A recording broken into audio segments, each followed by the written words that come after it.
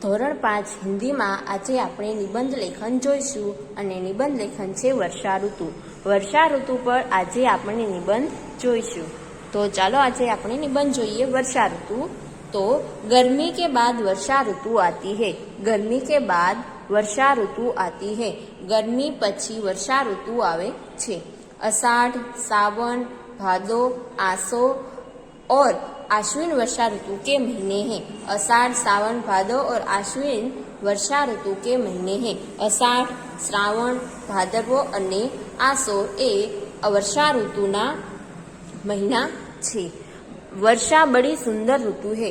वर्षा बड़ी सुंदर ऋतु है. वर्षा खूब सुंदर ऋतु है. इस ऋतु में बादल खूब गरजते और बरसते हैं. इस ऋतु में बादल खूब गरजते और बरसते हैं. आ ऋतु में वादळ खूब गरजे छे अने वरसे छे. आकाश में बिजली कड़कती और चमकती है. आकाश में बिजली कड़कती और चमकती है. आकाश में वीजળી कड़के छे अने चमके छे. चारों तरफ हरियाली छा जाती है. चारों तरफ हरियाली छा जाती है. चारे बाजू हरियाली छवाई जाए छे. पेड़ पौधे हरे भरे हो जाते हैं.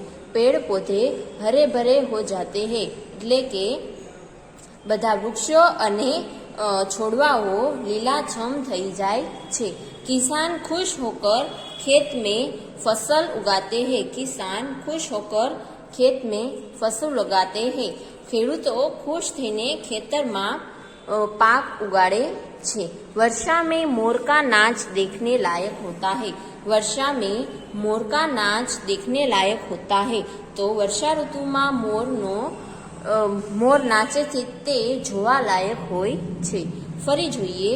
गर्मी के बाद वर्षा ऋतु आती है. गर्मी પછી वर्षा ऋतु आवे छे. अषाढ़, सावन, भादो और आश्विन वर्षा ऋतु के महीने हैं. अषाढ़, श्रावण, भादरवो અને આસો એ વર્ષા ઋતુના મહિના છે. वर्षा बड़ी सुंदर ऋतु है. वर्षा खूब सुंदर ऋतु છે. इस ऋतु में बादल खूब गरजते और बरसते हैं. આ ઋતુમાં વાદળ ખૂબ જ ગરજે છે અને વરસે છે. आकाश में बिजली कड़कती और चमकती है. आकाश में वीजળી कड़के छे अने चमके छे. चारों तरफ हरियाली छा जाती है. चारे बाजू हरियाली छवाई जाए छे. पेड़ पौधे हरे भरे हो जाते हैं. पेड़ पौधे हरे भरे हो जाते हैं तो झाड़वाओ अने छोड़वाओ ए લીલાછમ થઈ જાય છે. किसान खुश होकर खेत में फसल उगाते हैं. ખેડૂતો खुश થઈને ખેતરમાં फसल એટલે કે પાક ઉગાવે છે. वर्षा में मोर का नाच देखने लायक होता है. वर्षा ऋतु में मोरनो नाच जोवा लायक थई जाए छे. तो ये था निबंध वर्षा ऋतु. आ हतो निबंध वर्षा ऋतु.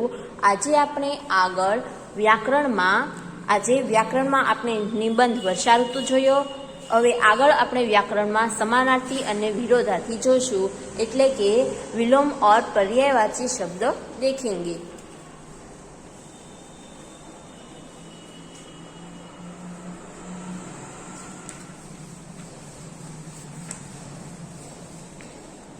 તો સૌથી પહેલા આપણે સમાનાર્થી શબ્દ જોઈશું. સૌથી પહેલા આપણે સમાનાર્થી શબ્દ જોઈશું. તો वह पुस्तक है, वह किताब है. समानार्थी शब्दों मतलब थाय छे समान अर्थ. एक शब्दनो बीजो समान अर्थ थाय तेने समानार्थी कहे छे. वह पुस्तक है, वह किताब है. इसमें पुस्तक और किताब का अर्थ सही समान होता है. पुस्तक या पुस्तक को किताब भी बोलते हैं और किताब को पुस्तक भी बोलते हैं. यानी कि पुस्तक और किताब वे समानार्थी शब्द है. वह शिक्षक है, वह अध्यापक है. वह शिक्षक है, वह अध्यापक है. એટલે કે शिक्षक અને अध्यापक बेनो अर्थ समान छे. शिक्षक को हम अध्यापक भी बोलते हैं और अध्यापक को हम शिक्षक भी बोलते हैं. रमेश मेरा मित्र है. रमेश मेरा दोस्त है. रमेश मेरा मित्र है और रमेश मेरा दोस्त है. तो इसमें मित्र और दोस्त दोनों का अर्थ समान होता है.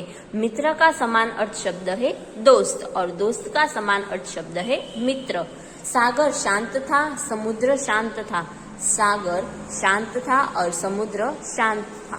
तो सागर पण शांत, सागरनो समानार्थी शब्द समुद्र थाय छे, ज्यारे समुद्रनो समानार्थी शब्द सागर थाय छे। तो आ बे ए समान अर्थवाळा शब्द छे, माटे तेने समानार्थी शब्द कहे छे। पहले वाक्य में पुस्तक और किताब शब्द के अर्थ में कोई अंतर नहीं है। पुस्तक और किताब एक ही अर्थ सूचित करते हैं। दूसरे वाक्य में शिक्षक और अध्यापक, तीसरे वाक्य में मित्र और दोस्त तथा चौथे वाक्य में सागर और समुद्र शब्द एक सा अर्थ प्रकट करते हैं।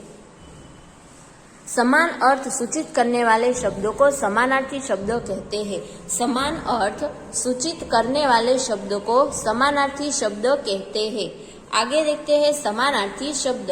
तो ये है शब्द और उसके सामने दिए हैं समानार्थी शब्द।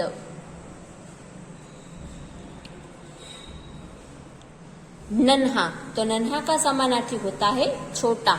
फिर राही, तो राही का समानार्थी है मुसाफिर, पंथी। सिपाही, सिपाही का समानार्थी है सैनिक। वतन, तो वतन का समानार्थी है देश और जन्मभूमि। मंजिल, तो मंजिल का समानार्थी शब्द है लक्ष्य और ध्येय। उसके बाद है शेर, तो शेर का समानार्थी है सफर। बेवकूफ, तो बेवकूफ का समानार्थी है मूर्ख। सुबह, तो सुबह का समानार्थी है सवेरा। सुबह, तो उसका समानार्थी है सवेरा। वक्त, वक्त का समानार्थी है समय। फिर दोस्त, तो दोस्त का समानार्थी है मित्र। पुस्तक, तो पुस्तक का समानार्थी है किताब। कुटिया, तो कुटिया का समानार्थी है झोपड़ी। शक, शक का समानार्थी है शंका। आगे दोष, दोष का समानार्थी है अपराध और अवगुण। निकट, तो उसका समानार्थी है नजदीक और समीप। फिर चरण, तो चरण का समानार्थी है पैर और पांव। फिर मेहमान, तो मेहमान का समानार्थी है अतिथि। आदेश, आदेश का समानार्थी है आज्ञा और हुक्म। कर्तव्य, कर्तव्य का समानार्थी है फर्ज। दोपहर, दोपहर का समानार्थी है मध्याह्न। स्वस्थ, स्वस्थ का समानार्थी है तंदुरुस्त। आखिर, आखिर का समानार्थी है अंत। मजेदार, मजेदार का समानार्थी है स्वादिष्ट। मजेदार का समानार्थी है स्वादिष्ट। मनभावन, मनभावन का समानार्थी है मनपसंद। फिर फूल, फूल का समानार्थी है पुष्प और सुमन। भौरा, भौरा का समानार्थी है भ्रमर, भवरा और मधुकर। भौरा का समानार्थी है भ्रमर, भवरा और मधुकर। फिर से देखते हैं नन्हा यानी कि छोटा। राही का समानार्थी मुसाफिर और पंथी। सिपाही का समानार्थी सैनिक। वतन का समानार्थी देश और जन्मभूमि। मंजिल का समानार्थी लक्ष्य और ध्येय।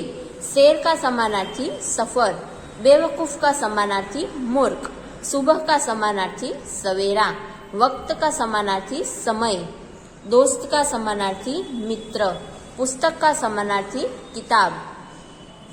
कुटिया का समानार्थी झोपड़ी। शक का समानार्थी शंका। दोष का समानार्थी अपराध और अवगुण। निकट का समानार्थी नजदीक और समीप। चरण का समानार्थी पैर और पांव। मेहमान का समानार्थी अतिथि। आदेश का समानार्थी आज्ञा और हुक्म। कर्तव्य का समानार्थी फर्ज। दोपहर का समानार्थी मध्याह्न। स्वस्थ का समानार्थी तंदुरुस्त। आखिर का समानार्थी अंत। मजेदार का समानार्थी स्वादिष्ट। मनभावन का समानार्थी मनपसंद। फूल का समानार्थी पुष्प और सुमन। भौरा का समानार्थी भ्रमर, भौरा और मधुकर। तो ये था समानार्थी शब्द, ये थे समानार्थी शब्द।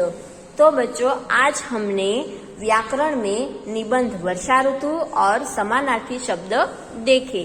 तो ये समानार्थी शब्द और निबंध आपको घर में उसकी पढ़ाई करनी है।